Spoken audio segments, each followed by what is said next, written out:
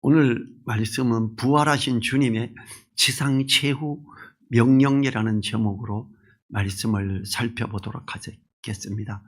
예수님은 부활하시고 이 땅에 40일 동안 계시면서 제자들을 격려하고 또 여러 가지 부탁을 하셨습니다. 베드로를 만나신 주님은 베드로에게 3번 묻습니다. 나를 사랑하느냐? 베드로는 주님, 내가 주님을 사랑하는 줄 주님이 아십니다. 그래 3번 다 그래요. 내가 주님 사랑해요 이렇게 말하지 않고 주님이 아시잖아요. 나 정말 주님 사랑해요. 그럴 때마다 예수님은 내 양을 먹이라.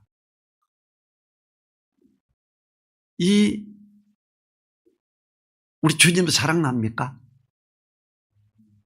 주님을 사랑하면요, 예배만 드리는 게 아니고 헌금만 하는 게 아니고 예배 드리고 그리고 주님의 양을 먹여야 돼요. 그게 주님이 제자들에게, 베드로에게만 말할 것 같으면 왜 성경에 기록했어요?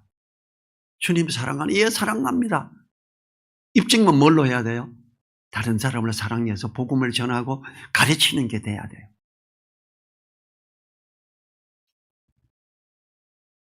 그리고 주님의 마지막 부탁이자 명령은 너희는 가서 복음을 전하라는 거예요. 부활하신 주님의 지상 최고 명령은 2가지입니다. 복음을 전하고 양육하라예요. 전도와 양육이에요. 전도와 양육이 안 된다면 예수님 믿은 사람이 빨리 잠이 들고 주님의 품에 가면 돼요. 이 땅에 살아남아 있을 이유가 없어요. 살아남아 있는 이유는 복음을 전하고 양육하기 위함입니다. 그걸 위해서 교회도 존재하는 거예요. 18절 보죠.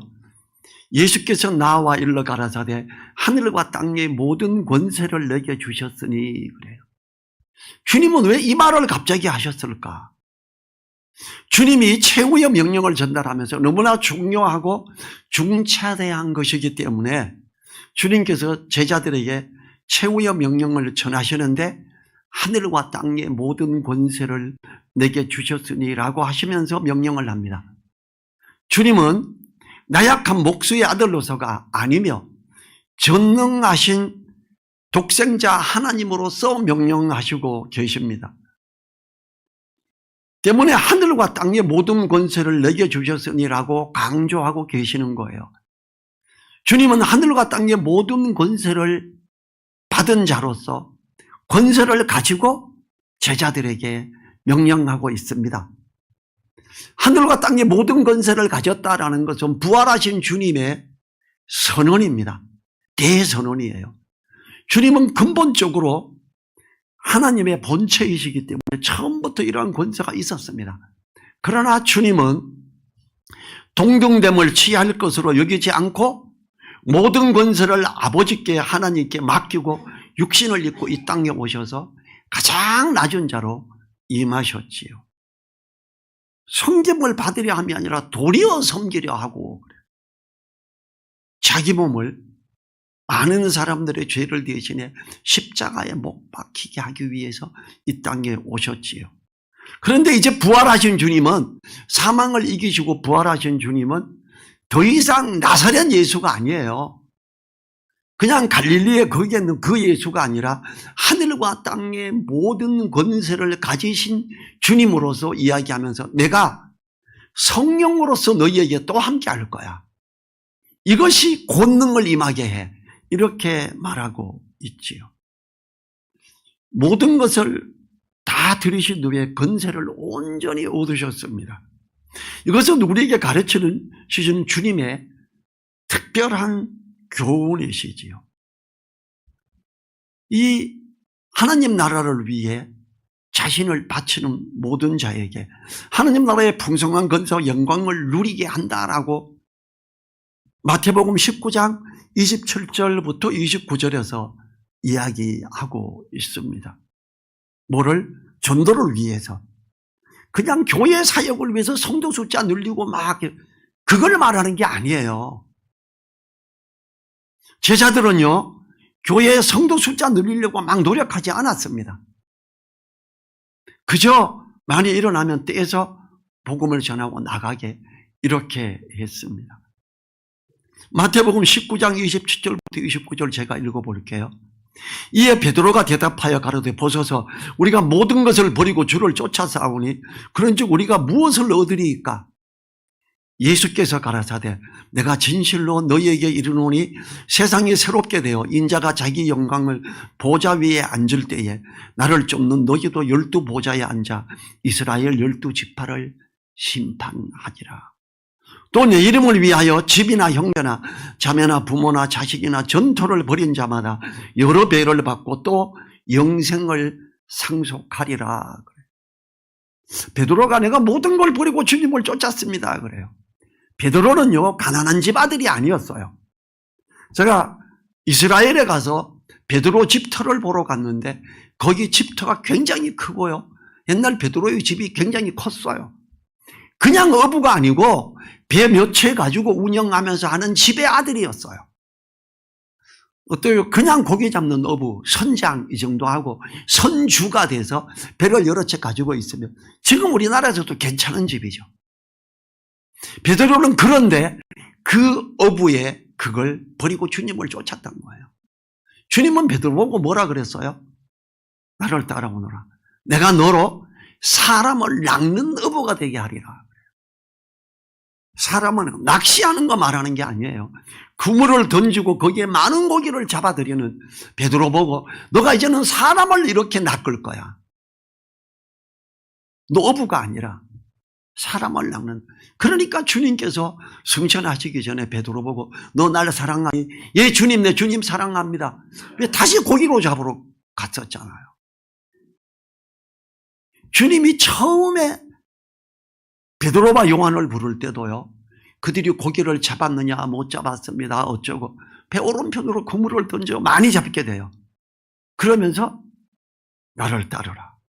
내가 너희로 사람을 낚는 어부가 되게 하리라 그랬어요. 그리고 또 똑같은 현상이죠. 주님이 부활하시고 나서 포기하고 베드로가 고기나 잡으러 갈래. 주님 3번이나 부인하고 저주했던 내가 무슨 주님의 제자라고. 거기 고기 잡아 또 고기 못 잡았죠. 깊은 데로 가서 그물을 던져봐.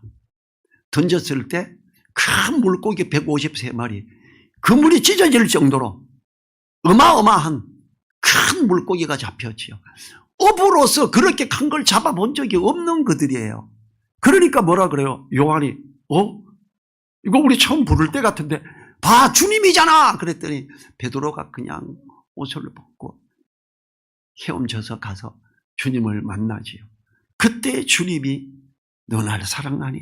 예 사랑합니다. 그럼 사람만 하는 어부가 돼야지 내 양을 먹여. 이걸 3번이나 강조하죠. 이 하늘의 풍성한 건세와 영광을 다 가지신 주님이에요. 왜 주님은 이렇게 말했어요? 그 모든 하늘과 땅의 모든 건설을 가진 내가 너희와 함께 하겠다. 누구? 복음을 전하고 양육하는 너희와 함께 하겠다라는 걸 이야기하고 있지요. 주님의 말씀을 알려면, 알고 따라가려면 예배만 드려서는 안 돼요. 우리 오후에 성경 공부하지요? 그 양육 재료예요. 누구든지 복음을 전하거나 이걸 좀 가르쳐주고 싶은데요. 그러면 제가 가르치는 분은 인도자임을 가지고 답을 다 달아놨어요. 배우는 분에게는 학생용, 지금 보통 쓰시는 교재 이걸 다 줄 거고 몇 부 출력해 주세요 그러면 출력해 드릴 거고 집에 프린터기가 있으면 파일을 줘서 출력해서 쓰게 할 거고요. 제가 쓸 때 여기 할 때 파워포인트 다 줄 거예요. 제가 그냥 혼자 가지고 있고 이러는 거 아니에요.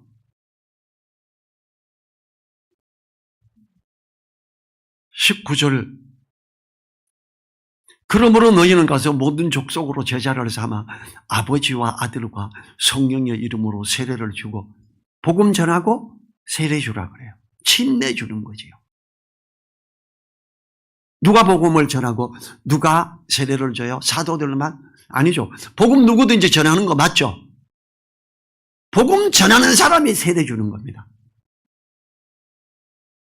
그냥 목사라고 앉아가지고 내가 목사인데 전도해봤냐? 내가 세례 줄게. 아니에요.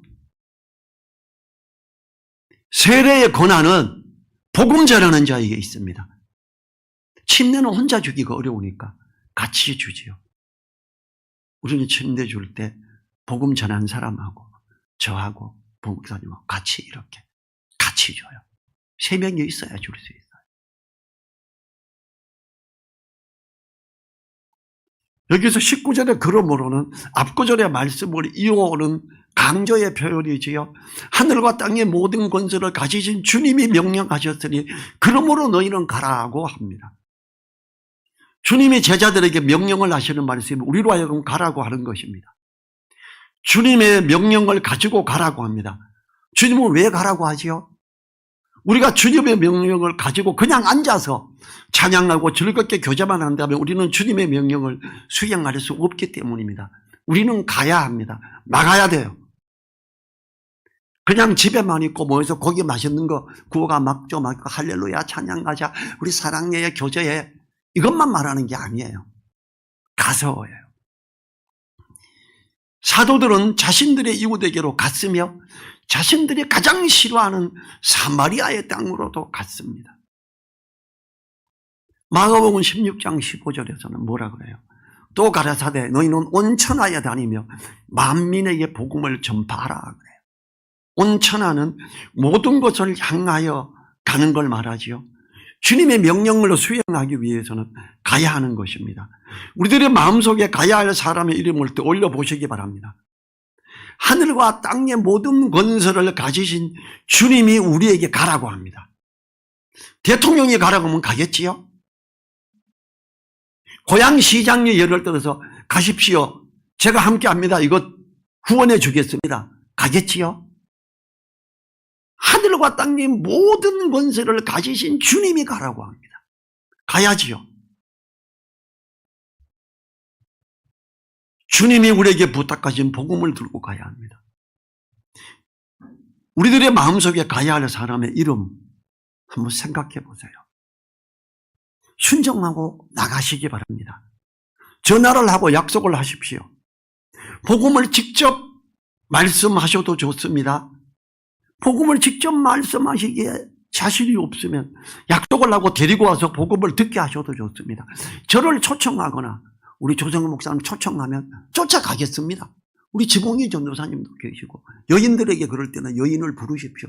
쫓아가서 복음을 전하겠습니다. 우리가 복음을 위해서 나아가는 발걸음을 아름다운 발걸음이라고 합니다. 기록된 바 좋은 소식을 전하는 자들의 아름다운 발이여 이렇게 표현하지요. 주님은 너는 가서라고 하시지 않고 너희는 가서라고 표현하시므로 우리가 함께 복음을 가지고 나가기를 원하십니다. 어떤 사람은 복음을 준비하고 어떤 사람은 대접할 걸 준비하고 어떤 사람은 아름다운 찬양과 미소로 따뜻하게 맞이함으로 함께 복음을 전하고 가르침으로 명령을 수행하는 우리가 되도록 해야 됩니다. 교회가 그렇게 돼야 돼요. 주님은 사도행전에서도 제자들에게 복음을 위하여 나아갈 걸 명령하셨습니다. 사도행전 1장 8절이죠. 오직 성령이 너희에게 임하시면 너희가 권능을 받고 예루살렘과 온 유대와 사마리아와 땅끝까지 이르러 내 증인이 되리라. 이 말씀에서도 주님은 가까운 곳, 그들이 예루살렘에 있었으니까 예루살렘에 먼저 내 이웃에게 먼저 복음을 전하고 더 넓은 범위인 온 유대, 온 나라 다른 지방으로도 가서 또 가기 싫은 사마리아. 사마리아는요 같은 유대인들인데 그들은 이방 나라와 결속을 하고 이방인들과도 결혼해서 아이를 낳고 풍습이 이방 쪽으로 흘러갔어요. 예루살렘 성전에 가서 예배를 드리면 북이스라엘이 사람들이 유다, 남이스라엘 유다로 가버릴까 봐 성전을 따로 세우고 다른 걸 놓고 예배 드리게 했어요. 그래서 남북이 통일되고 하면서도 사마리아 사람들이 사는 곳, 그 북쪽에 있는 이스라엘 사람들이 예루살렘에 갈 때, 6월절이나 이럴 때 사마리아 땅으로 거치지 않고 빙 돌아서 갔어요. 훨씬 먼 길로. 그 더러운 동네 가기 싫다는 거예요. 그런데 주님은 뭐라 그래요? 예루살렘과 온 유대와 사마리아에도 가라. 주님도 사마리아 여자에게 복음을 전하러 들어갔었지요. 그리고 다문화권인 다른 나라로까지 가라고 하시는 것입니다. 그러나 제자들과 성도들은 가라고 하시는 주님의 명령을 수행하지 않고 예루살렘 교회에 머물러 있으며 자신들끼리만 즐거운 교제와 사랑을 나누고만 있었습니다. 예루살렘 교회 엄청나게 부흥했죠. 지금 전 세계에서 제일 큰 교회가 아마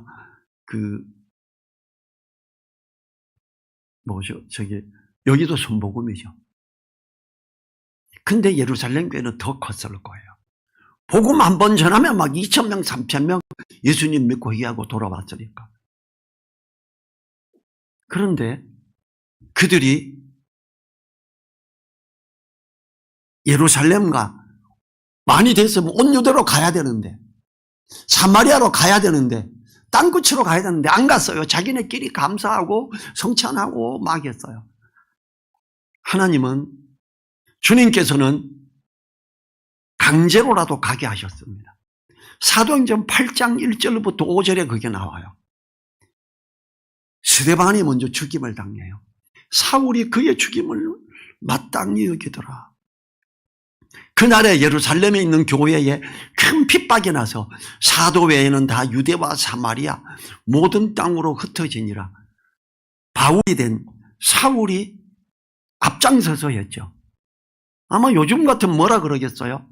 야, 저 사울은 사단의 앞잡이야. 아이고, 저런 나쁜 놈이 있어. 저거 죽어야 돼, 죽여야 돼. 이랬을 거예요. 교회를 코로나 때 예배 다 모이지 말고 20명까지만 해라. 이거 했다고 문정부를 엄청나게 비판하고 너희들이 내려와, 너 죽여야 돼. 이렇게까지 말하는 목사들. 예루살렘 교회에 있었으면 그랬겠지요? 아니요. 하나님은 사울의 그걸 통해서 그들을 핍박했고 그들의 재산을 압수하고 감옥에 가두면서 어떻게 해요? 사울이 교회를 잔멸할 때 각 집에 들어가 남녀를 끌어다가 옥에 넘기니라.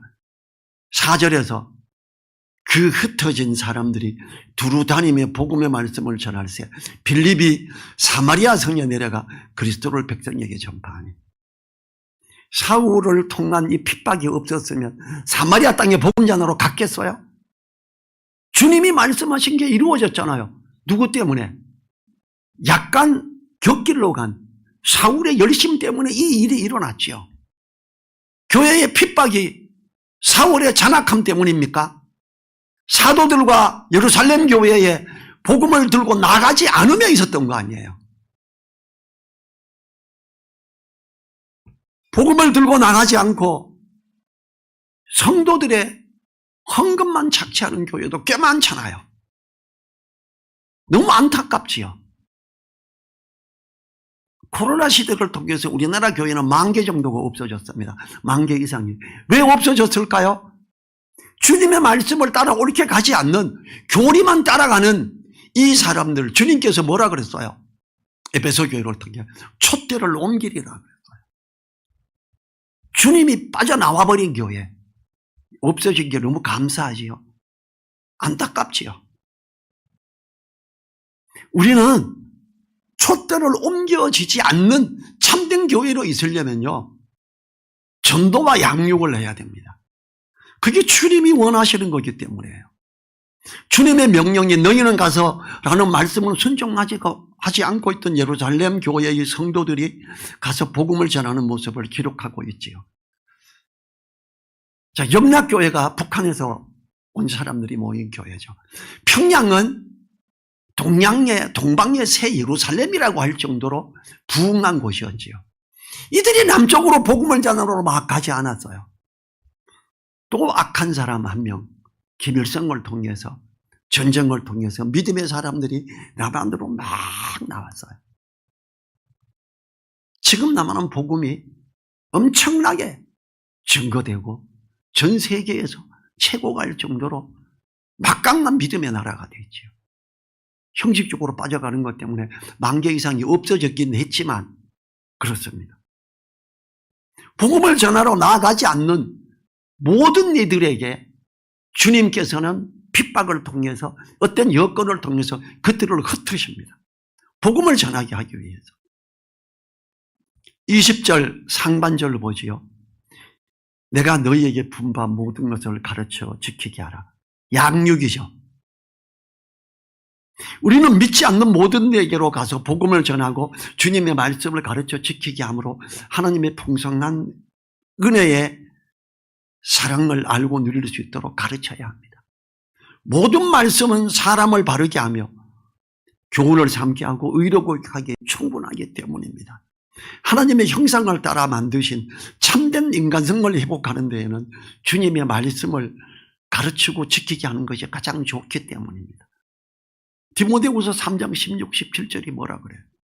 모든 성경은 하나님의 감동으로 된 것으로 교훈과 책망과 바르게 함과 의로 교육하기에 유익하니 이는 하나님의 사람으로 온전케 하며 모든 선한 일을 행하게 온전케 하려 함이니라. 양육을 통해서 비로소 하나님의 형상을 담은 사람들이 재창조되는 거예요. 주님은 이걸 위해서 명령하셨던 거지요. 복음을 전하고 예배만 드리는 것이 아니라 말씀을 가르치시는 것이 너무나 중요하기 때문에 주님은 큰 약속을 하십니다. 그리고 사도들도 초대교회에서 가르쳐 지키게 하는 것에 힘쓰므로 모이기를 힘쓰라고 합니다. 20절 하반절 볼지어다 내가 세상 끝날까지 너희와 항상 함께 있으리라 하시니라. 주님이 너희는 가서 복음을 전하라고 하시고 가르쳐 지키게 하라고 하셨습니다. 이 명령이 너무나 소중하고 중요하므로 주님은 우리가 그 명령을 수행할 수 있도록 하기 위해서 세상 끝날까지 함께 하신답니다. 자, 주님이 함께 하시기 위해서 하늘과 땅의 모든 권세를 가지신 주님의 역사가 일어나기 위해서 해야 되는 게 뭐라고요? 전도와 양육입니다. 우리나라에서는 40일 금식 기도하면 하나님의 역사가 40일 금식 기도 죽을 때까지 해보십시오. 하늘과 땅의 모든 권세를 가진 주님이 함께 하시나 복음을 안 전하면 함께 안 하십니다. 참으로 교만한 어떤 목사님이 저인데 명함을 주는데 40일 금식 기도 20회 그 명함에 세게가 주더라고요. 내가 이거 보고 이 사람 참 수준 낮이네. 전도와 양육에 열심히 한다 그래야지 이게 뭔가 싶더라고요. 주님은 복음을 위해 힘껏 나아가는 자들에게 정말 역사하십니다. 제가 2가지 저번에도 말한 적이 있어요. 아프리카에서 복음을 전하고 전도를 하고 영접시키고 돌아오는데 사막을 지나오는데 주유소가 없어서 기름이 떨어졌대요. 큰일 났어요. 사막 가운데서 기름이 떨어졌어요. 야, 차를 여기 놔두고 어디로 가서 가져오지도 못하고 아프리카 사막 중에서 전화도 안 되고 간절히 기도하고 가지고 있는 거라고는 사막에 지나가고 이러니까 물통이 큰 게 있었대요. 주유구를 열고 물을 부었대요. 기도하고.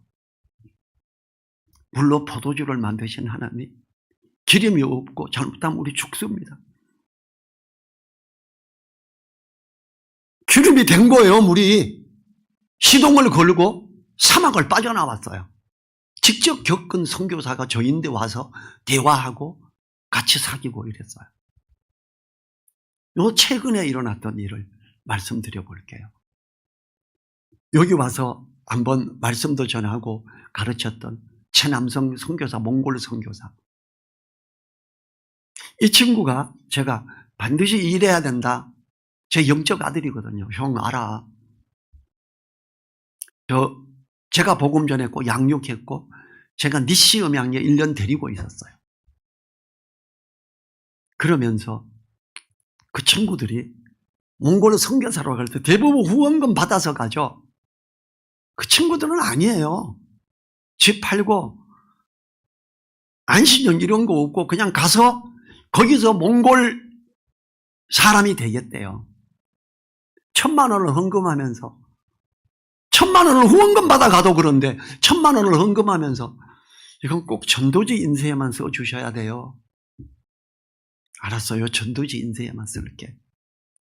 전도와 양육에 매진하고 있었기 때문에 그 친구들이 복음을 전하고 또 전에 여기 2명 자기에 있고 4명 입양난 전도 열심히 하는 정금배 전도자 여기 왔다 가고 얘네들이 복음을 전하고 이렇게 하다가 돈이 좀 어려워지고 있다는 걸 몽골에서 알고 몇몇 가정에 후원금을 보내준 거예요. 몽골에서 돈을 후원받는 게 아니라 오히려 보내줘요. 근데 그때 어떤 놀라운 일이 일어났느냐. 몽골 인구 350만 명입니다. 인천 시민이 300만 명 조금 넘습니다. 거기에서 인천 시민이 아무리 신라면을 좋아한다 그래도 전 세계에서 제일 많이 사 먹을 수 있을까요?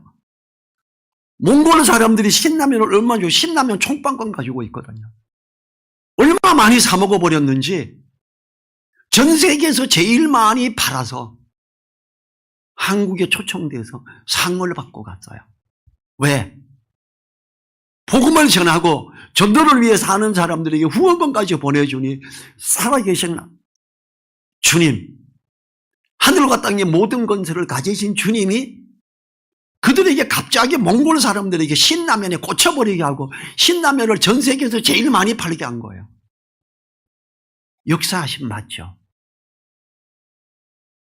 그 친구가 그래요. 전도를 위해서 내인데 와서 상세히 상담을 했어요. 형, 전도를 위해서 나 이제 몽골 게일로 전국 돌아다니면서 영화까지 하고 있어. 복음 영화. 그래?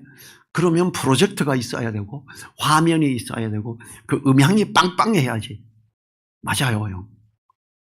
근데 발전기 하면 너무 시끄러우니까 배터리 큰 걸 2개를 사.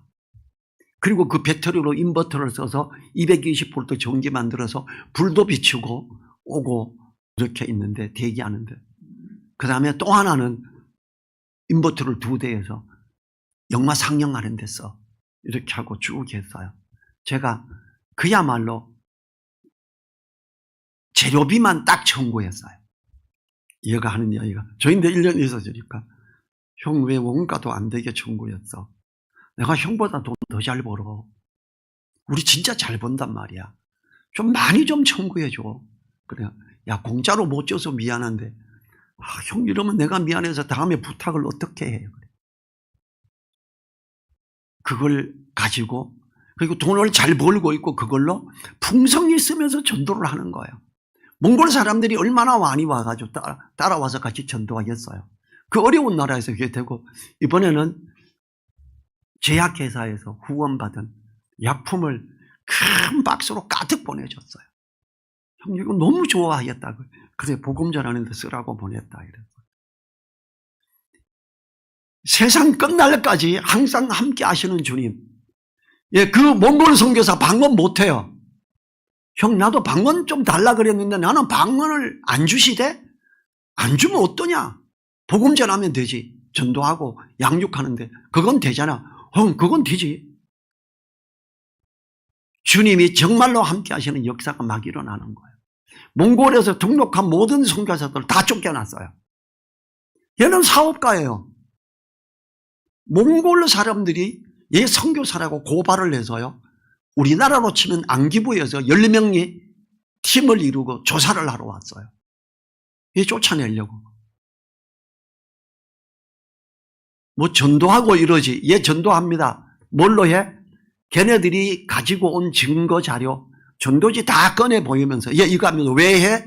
내가 하나님의 은혜를 누리고 있고 하나님이 크신 사랑 누리라고 이걸 합니다. 어디에? 학교에서도 하고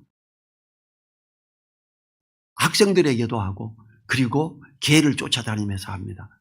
맞는 거예요. 어쭈 이것들이 안 숨기네. 이게 진짜인가 봐. 그 다음에 옷을 나눠주거든요. 옷을 나눠주는데 옷 나눠주고 사진 찍은 거 있어? 없습니다. 왜 안 찍어? 하나님의 사랑으로 공급받고 하나님의 사랑으로 나눠주는 것을 왜 그걸 찍어요? 얘네들이 이해가 안 되는 거예요. 나중에 그 몽골 정부 핵심 멤버들이 눈물이 글썽거리더래요. 고맙다고. 그래서 안 쫓겨나는 거예요. 그들이 감동을 입고 갔어요. 진짜 생색내려고 하는 거 아니네 그러고 감동이 될 거 아니에요. 복음을 위해서 가는 그들에게 하나님은 역사하십니다. 이 주님이 함께 하시겠다는 약속은 두 가지 의미가 있는데요. 첫째는 복음을 전하기 위해 나아가는 발걸음을 가진 성도와 함께 하시겠다는 약속이지요. 우리가 복음을 위해 옮기는 발걸음에 함께 하시겠다는 격려의 말씀입니다. 복음을 위해 나아가는 우리가 마음이 작아지고 두려워하는 것을 아시는 주님이 함께 하시겠다 약속하시고 실제로 함께 하심으로 담대한 마음을 가지라는 겁니다. 이사야 41장 10절에서 두려워 말라 내가 너와 함께 함이니라 놀라지 말라 나는 내 하나님이 됨이니라 내가 너를 굳세게 하리라 참으로 너를 도와주리라 참으로 나의 의로운 오른손으로 너를 붙들리라. 우리가 사람들에게 복음을 전하기 위해 가고자 할 때 두려워하는 마음이 있습니까? 믿음을 가지고 한 걸음을 옮기시기 위해 만남을 약속하고 가신다면 분명히 주님이 함께 하심으로 힘을 주십니다. 담대한 마음을 가지시기 바랍니다. 믿음으로 순종함으로 가셔야 합니다. 그럴 때 비로소 함께 하심을 느끼게 될 거예요. 자, 대기업에서 방위산업체에서 제가 말단 직원일 때 우리 부서 부장하고 출장 갔다가 출장 보고를 하는데 같이 들어가져요. 대표이사 한 자리에서 처음으로 봤어요. 부장님의 보고가 끝나더라고요. 대표이사에게 언제 복음 전해요? 이제 일어서죠. 잠깐만요. 그랬어요. 왜 그래? 대표님, 예수님 안 믿으시면 지옥 가십니다. 꼭 믿으셔야 합니다. 뭐야 이 사람?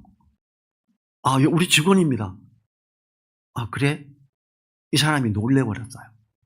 왜냐하면 그 보고하러 들어가서 뭐 10분, 20분 앉아 복음 전하기는 어렵고 가장 짧은 한마디로 하는 게 예수님 안 믿으면 지옥 갑니다. 그때 제가 가장 짧게 복음에 도전하는 게 그 표현이었어요. 그 사람은 깜짝 놀랐어요. 뭐 이런 이상한 돌팔이 같고 이상한 애가 있지? 아주 젊을 때 21살 때였으니까. 근데 그 딸이 예수님 믿더라고요. 집에 가서 말했겠죠. 아, 우리 회사 또라이가 있는데 나 예수님 안 믿으면 지옥 간댄다 그랬나 봐요. 켄티클 노래 선교단 하모니카로 완전히 합창단으로 하는 뭐 베이스 하모니카도 있고 그런 거 처음 봤어요. 아빠 그분들 초청 좀 해줘. 그래서 이화여고 대강당에서 연주회 하는데 초청장을 관리과 통해서 받아서 가서 보고 아주 멋지게 이렇게 본 적이 있습니다.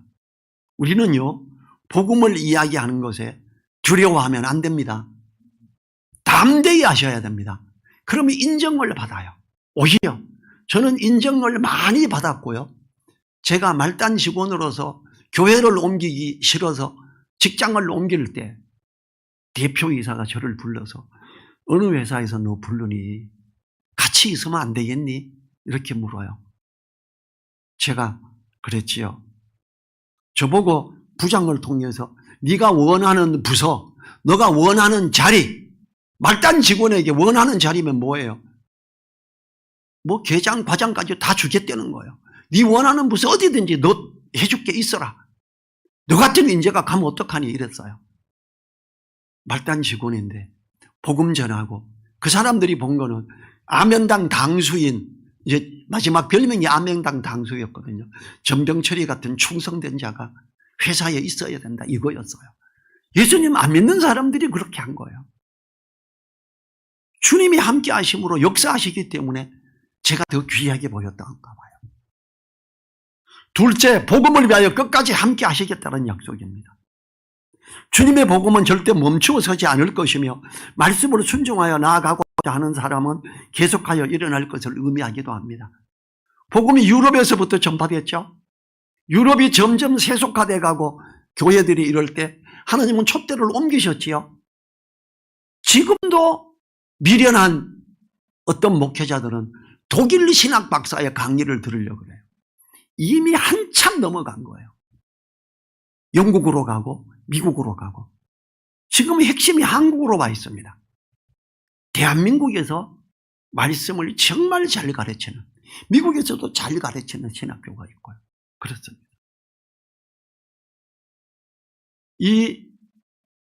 우리나라는 불과 몇 년 전까지만 해도 전 세계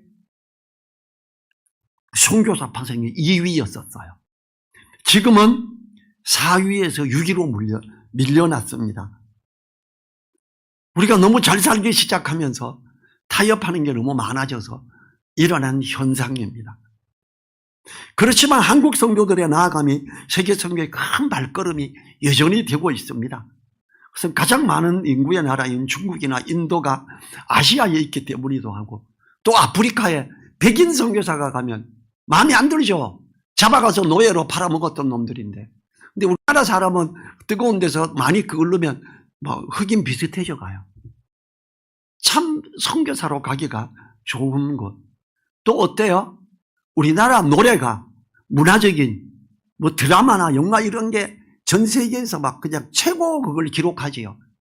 한국인이 복음을 전하러 가면 한국 사람이다 듣고 싶어요. 하나님은, 주님께서는 복음을 위해 나아가는 그들을 위해 우리나라 문화도 뜨게 만들었어요.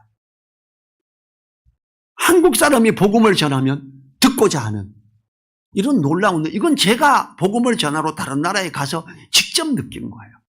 대한민국 사람이기 때문에 좋아해요. 우리는요,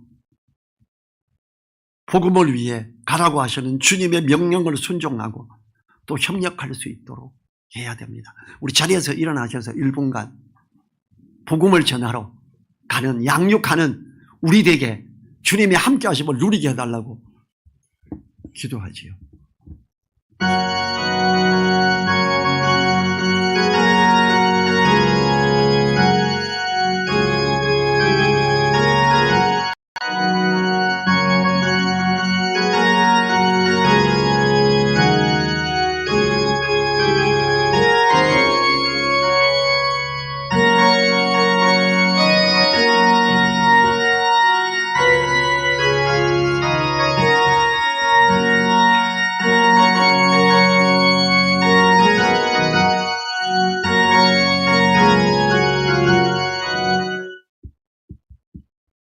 주님 감사합니다. 하늘과 땅의 모든 권세를 가지신 주님께서 복음을 전하러 가고 양육을 하는 자들에게 세상 끝날까지 함께 있으리라고 하신 약속 감사합니다. 주님이 함께 하시며 역사하는 우리들 되게 도와주십시오. 복음을 위해 발걸음을 옮기는 우리들 되게 도와주십시오. 그래서 그 주님의 큰 은혜 그 안에 있게 도와주십시오. 간절히 의탁드리며 우리와 함께 하시는 예수님의 이름으로 기도했습니다. 아멘.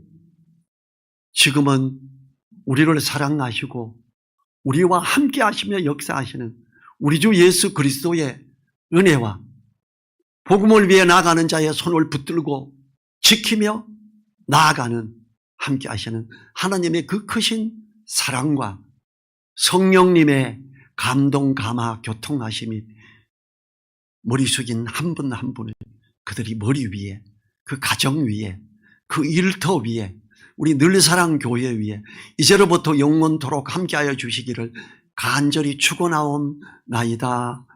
아멘.